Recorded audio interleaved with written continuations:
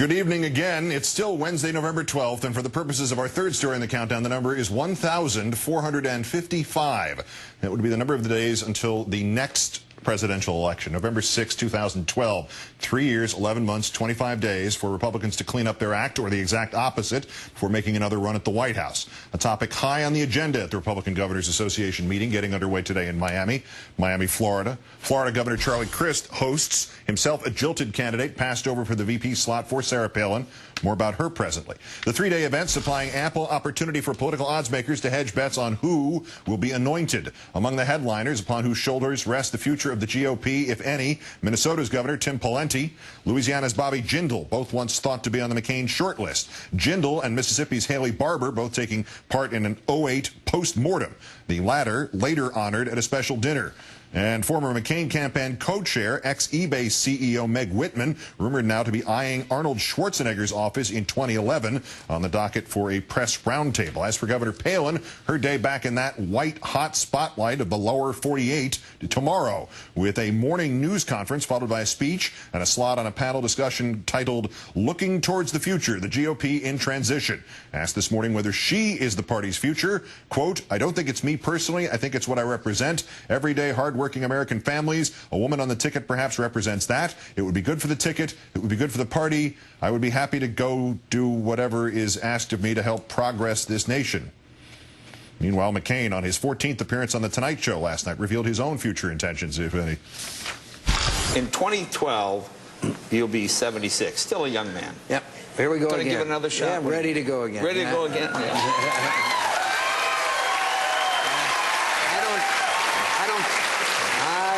I wouldn't think so, my friend. It's been a great experience, and you know, we're gonna have another generation of leaders come along, and I hope that I can continue to contribute. That's all. Time now to bring in Margaret Carlson, political columnist for Bloomberg News, Washington editor of The Week magazine, who joins us from Miami there to cover that Republican Governors Association meeting. Good evening, my friend. Good evening, Keith. Are we worried, or were we worried here that there would be nothing to talk about after last Tuesday, and now we have this going on? Are you sensing there that the Republicans really did kick off campaign 2012 today? Well, you know, we'll always have Sarah Palin, it seems. But here, actually, the governors are wanting to talk about 2010 because the number 2012 is code for talking about Sarah Palin, which was where they do not want to go. You know, her saying that she doesn't represent herself, she represents an entire movement that's going to save the Republican Party is just what they quietly don't want to happen. If they had their way, she wouldn't be here tomorrow. Wow. I mean, to what degree is that the other prominent Republican governors who got some passing mention during this campaign with an eye towards 2012, Jindal, Pawlenty, Crist? I mean, is there any sense that any of them are forming a power base behind Palin, or are they intending to, you know, cut her up like a Roman dictator and smuggle her out under their robes?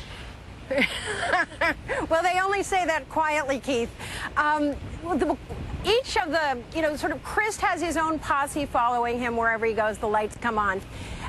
Bobby Jindal is the boy wonder, and he attracts a lot of attention. Haley Barbour is the elder statesman.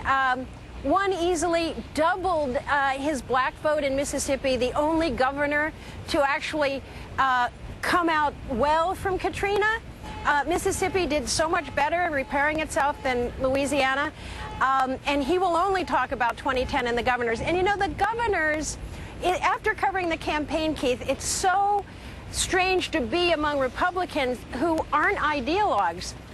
Republicans can't talk, they actually have to deliver, Republican governors. And so there's a lot of pragmatism here and not very much Sarah Palin talk, very much what are we going to do about Medicare, Medicaid, what are we going to do about the schools, how are we going to rebuild the bridges and the roads. On or off the record, is anybody in the GOP hierarchy concerned or expressing concern about the fact that the governor seems to be on television more often than Ryan Seacrest is? Well, you know, governors like the Klieg lights themselves, and the minute she appears, she was here today briefly, and she's going to be taking up all the oxygen and all the lights all tomorrow morning, and they don't really like it. And is there somebody else in there who actually is a potential rival to her in terms of getting attention in this downtime for that party? haven't seen Arnold Schwarzenegger. He usually attracts quite a crowd.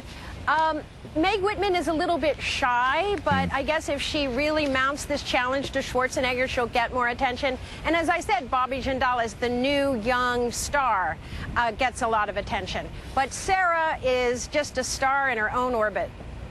Like Lindsay Lohan. Margaret Carlson of Bloomberg News and The Week magazine outside the governor's convention in Florida for us. Thank you, Margaret. Yeah. Good night, Keith.